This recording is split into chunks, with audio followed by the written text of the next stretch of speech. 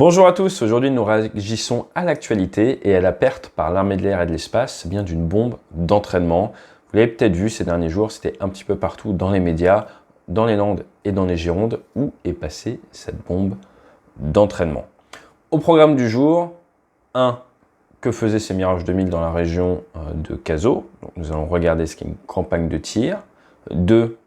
Pourquoi dans la région de Cazaux? Pourquoi dans la région de Capsieux? Nous allons regarder ce qu'est le champ de tir de Capsieux. Et 3. Nous allons regarder un peu plus en détail ce qu'est une bombe à balistique variable, également appelée une bavard. Et tant que je vous tiens, n'hésitez pas à vous abonner et mettre même un pouce en haut ou en bas, ça aide la vidéo à gagner en visibilité sur YouTube, ça fonctionne avec des algorithmes. Mais surtout, je vous prépare une étude sur le même type d'incident, mais qui a malheureusement fait 3 blessés en 2018. Il y a un compte-rendu d'enquête et nous allons faire une étude justement de qu'est-ce qui s'est passé la dernière fois que c'est arrivé, de manière très précise. Ça sortira cette semaine sur la chaîne. Vous vous doutez bien, comme là c'est un sujet qui vient d'arriver, à l'heure actuelle nous n'avons que des informations un petit peu en source ouverte, d'où cette prise de recul et les thématiques du jour. Allez, jingle.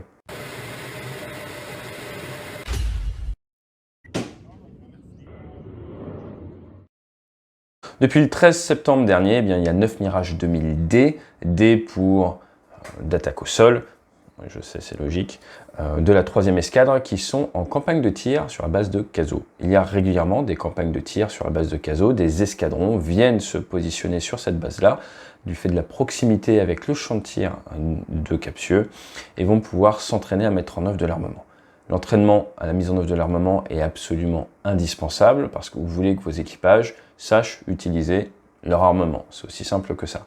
Il y a un nombre de tirs à effectuer pour être qualifié à savoir utiliser de l'armement et ensuite un nombre de tirs à effectuer pour avoir l'entretien de ces qualifications.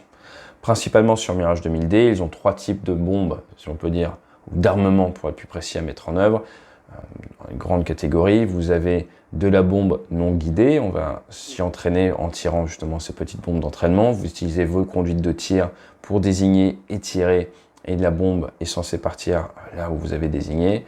Vous avez également des bombes guidées laser, donc là il va falloir principalement de la bombe de guerre, mais pas que, pour pouvoir s'entraîner.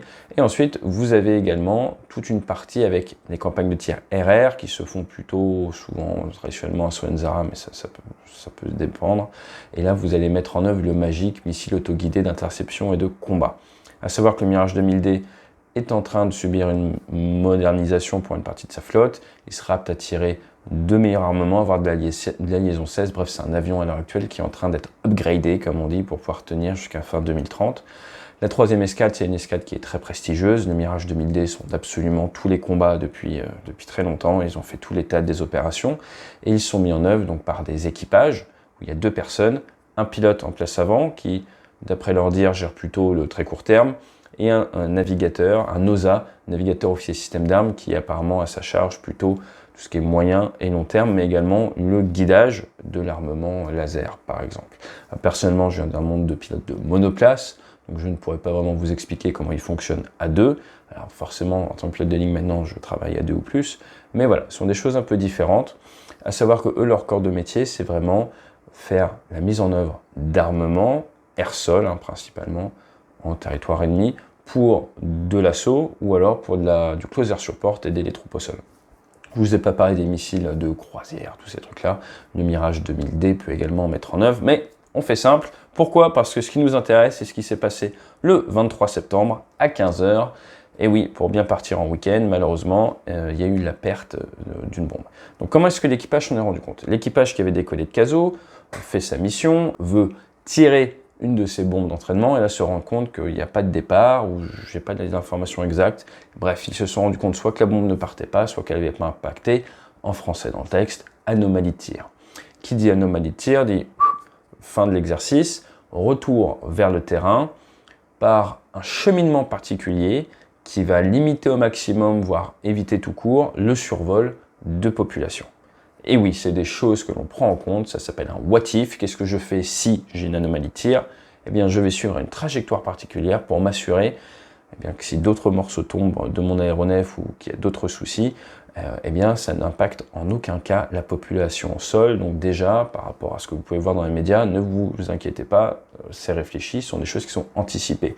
C'est pas parce que ça arrive souvent, c'est anticipé parce que nous essayons de maîtriser à 120% notre environnement, donc ce sont des axes de réflexion que nous avons. L'avion s'est posé et effectivement, ils se sont rendus compte qu'il y avait eu un souci. Ils ont fait décoller un hélicoptère, il y a des troupes au sol qui cherchent la bombe, mais ne vous inquiétez pas, ce n'est pas parce qu'on parle de bombe que c'est quelque chose d'énorme qui va exploser. Je vous en parlerai plus tard dans la troisième partie de la vidéo. Le champ de tir de Captieux. Donc on l'appelle le CDPEC, le champ de tir et polygone d'essai de Captieux. Eh bien, il est utilisé à peu près 22 à 25 semaines par an. Il est rattaché à la BA118 de Mont-de-Marsan, qui est située à peu près à 45 km de là. Il y a 9500 hectares, une grande partie est Natura 2000. C'est donc un magnifique poumon pour la planète, un magnifique poumon pour la faune et la flore locale. Vous avez sur ces 9500 hectares, environ 500 hectares seulement qui sont réservés aux essais. Vous avez 1000 hectares qui servent de pare-feu, parce que forcément, avec de la mise en œuvre d'armement, il peut y avoir des départs d'incendie. Ça m'est déjà arrivé en campagne de tir de ne pas pouvoir tirer à cause d'incendies créés par des bombes. Donc, je vous le dis tout de suite, ils sont tout de suite éteints par les pompiers. Vous avez une zone vie, et vous avez forcément une zone technique qui fait à peu près 250 hectares, qui est divisée en deux, avec toute une partie où c'est pour la mise en œuvre de l'armement air-sol, et toute une partie où c'est pour des essais, par exemple la résistance des bâtiments aux bombes, ce genre de choses. Cette zone emploie à peu près 50 personnes, et vous avez forcément une équipe de démineurs. Pourquoi des démineurs? Pourquoi des NEDEX? Tout simplement parce que des fois l'armement ne peut ne pas casser, ne pas exploser ou autre, donc il va falloir déminer les bombes, les obus, des choses comme ça, et donc vous avez un magnifique lieu d'entraînement pour les équipes NEDEX. Vous avez une vingtaine de cibles air-sol, des chars, des ponts, des bâtiments, vous avez vraiment un peu de tout. 96% des tirs effectués là-bas sont avec des bombes d'exercice, le reste avec des BDG, des bombes de guerre, donc 250 kg ou plus. Si vous regardez sur Google, vous verrez que toute la zone est cachée, donc je n'entrerai pas plus dans les détails, puisque, eh bien, on n'est pas censé, tout simplement. Je vais juste revenir un tout petit peu sur la partie historique. C'est une zone qui a commencé à être militarisée en 1938, à peu près 1200 hectares. Ils voulaient en faire un camp d'entraînement et avec deux petits terrains, un terrain principal et un terrain de secours. Rapidement, avec la guerre, eh bien, ça s'est arrêté. Les Allemands ont détruit les hangars, ont rendu la zone inutilisable. Et en 1945, la volonté a été là de remilitariser un peu le coin avec une piste de 1500 mètres. Entre 1950 et 1987, si ça vous intéresse, je vous invite à le googler. C'était un haut lieu, voire un des lieux les plus connus pour la maison de la tolérance, la zone de Captieux, qui avait des militaires américains qui étaient pas loin. Et ces maisons de tolérance, voilà, je vous laisserai regarder ce que ça veut dire. Bien, tout ça s'est arrêté, tout ce business s'est arrêté en mars 87 avec un très gros coup de filet où ils ont arrêté tous les Macs. Et depuis, ça s'est calmé. Voilà, j'ai découvert ça en faisant mes recherches, je ne le savais pas. Donc il y avait beaucoup d'objectifs traités dans cette zone. Voilà pour ce qui est de Captieux, donc c'est le plus grand champ de tir français. C'est également un des plus grands champs de tir d'Europe. L'objectif, vraiment, c'est de permettre aux équipages de mettre en œuvre de l'armement, de s'entraîner à tirer. Dans ce cas précis, c'était de la Bavard, de la bombe à balistique variable. C'est retenu sur un système, là vous le voyez sur les photos, donc vous emportez sous les ailes des portes Bavard, on appelle ça des F4, ce sont des petites bombes qui viennent recréer la trajectoire d'une bombe de 250 kg à faible traînée. La F3 c'est pour forte traînée, mais on ne les utilise plus trop. À ces petites bombes qui font à peu près 10 cm de diamètre pour 1,90 m de long, vous rajoutez bien un petit système fait par un constructeur français de fumée.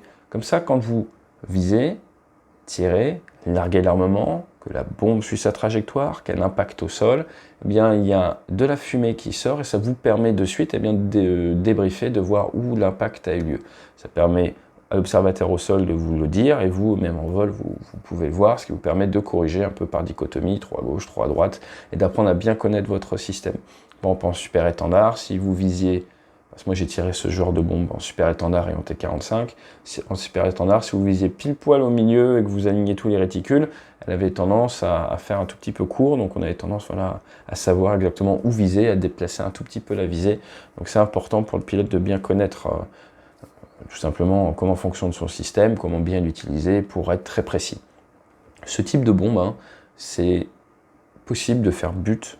Donc vous êtes à plusieurs kilomètres de la cible quand vous désignez et vous arrivez à toucher un char. Sur le champ de tir de Caso, j'ai loupé des bombes, j'ai loupé des tirs, mais après avec l'entraînement, j'ai appris à bien utiliser mon armement.